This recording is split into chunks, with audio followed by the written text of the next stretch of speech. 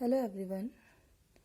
आज हम डिस्कस करेंगे equality of opportunity in public employment, that is article 16 of our fundamental rights. A provisions has been made in Article 16 to provide equality to all in government public service sector. जो article 16 है हमारा constitution का, उसका focus mainly कहाँ पर है? Government के public sectors, public offices, just like our bank, our UPSC exams, our HS exam, और हमारे कोई भी गवर्नमेंट सेक्टर्स के बैंक्स वगैरह के कोई भी एग्ज़ाम्स निकलते हैं, वहाँ पर हम कैसे अपने इस आर्टिकल 16 का बेनिफिट ले सकते हैं. Article 16 guarantees equality on government jobs who comes under the state, that is under Article 12.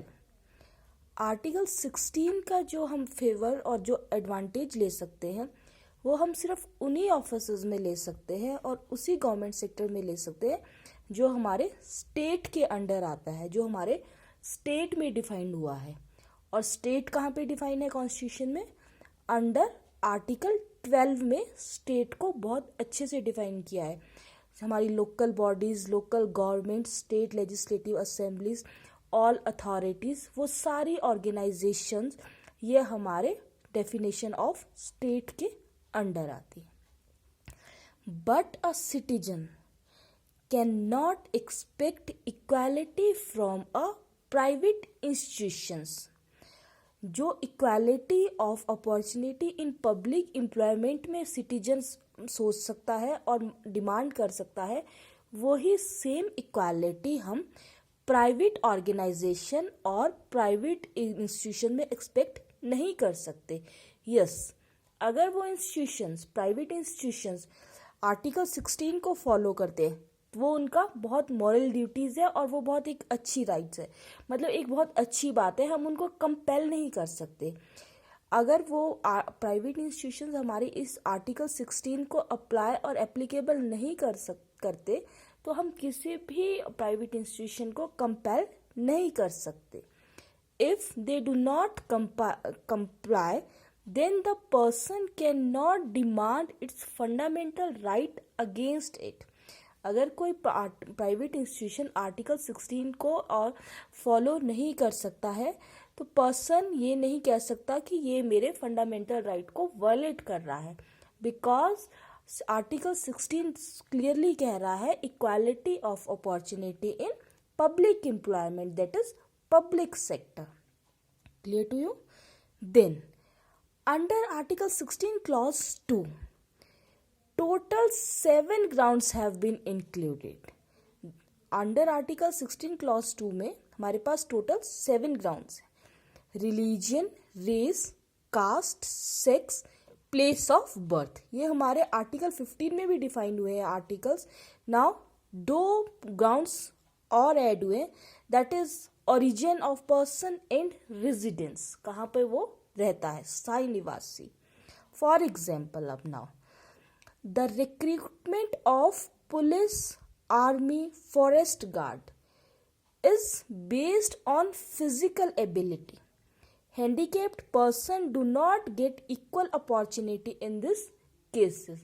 अब आप समझिए, जैसे आर्मी की जॉब है, पुलिस की जॉब है, हमारी फॉरेस्ट गार्ड्स की जॉब है, जहाँ पर पर्सन की फिजिकल एबिलिटी और फिजिकल टेस्ट होता है.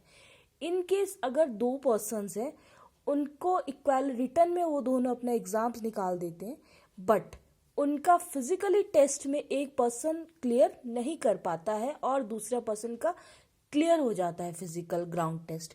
उस टाइम पे पर्सन आर्टिकल 16 का ये नहीं कह सकता कि मेरा article 16 equality of opportunity in public employment है कि मुझे भी जॉब मिले. No, if the person is not able to clear his physical test, then automatically he can lose this chance. तो वो अपना गवर्नमेंट जॉब का वो चांस को लूज कर रहा है. So handicapped person do not get equal opportunity in this case. In cases में handicapped person को equal opportunity नहीं मिल पाती है. तो it doesn't mean कि आर्टिकल 16 फॉलो नहीं हो रहा है. Now article 16 clause 3 was instituted as an exemption. This exceptions give power to the parliament.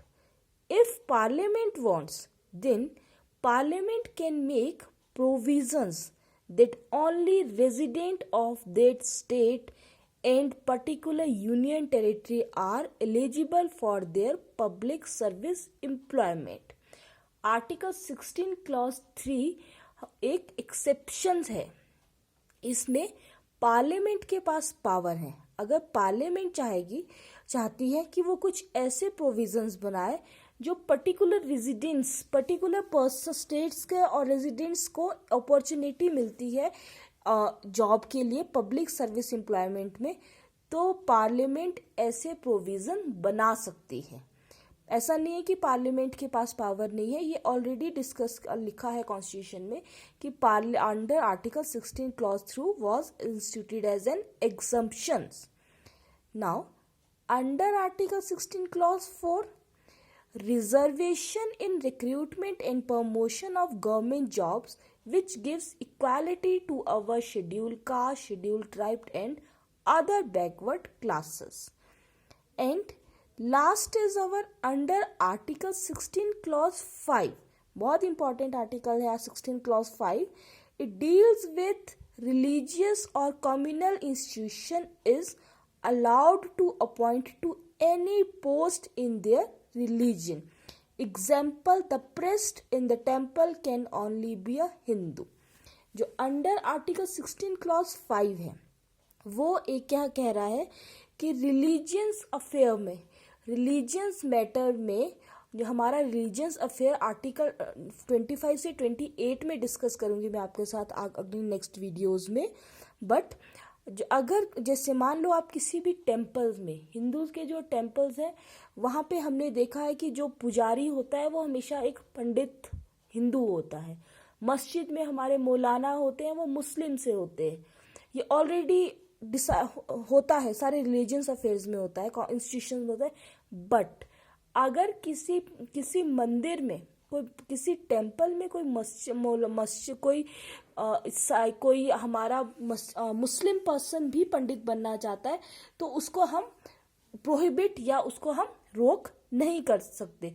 ये हमारे कॉन्स्टिट्यूशंस की और हमारे कॉन्स्टिट्यूशंस में क्योंकि एक ब्यूटी है कि हम हर एक रिलीजियंस को इक्वली अफेयर करते हैं और इक्वली ट्रीट कर सकते हैं. बट नॉर्मली सर्कमस्टांसेस में हमने देखा है कि किसी भी टेम्पल का पुजारी होगा वो हिंदू होगा, किसी भी मस्जिद का मौलाना होगा वो मुस्लिम होंगे. सो आर्टिकल 16 क्लॉज 5 को हम आगे डिस्कस करेंगे अपने आर्टिकल 26 से, जो हमारे रिलीजियस अफेयर से डील करता है.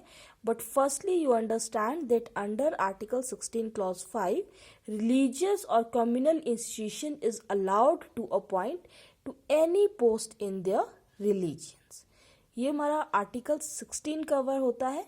After that next video we will discuss articles 17 and 18. Thank you.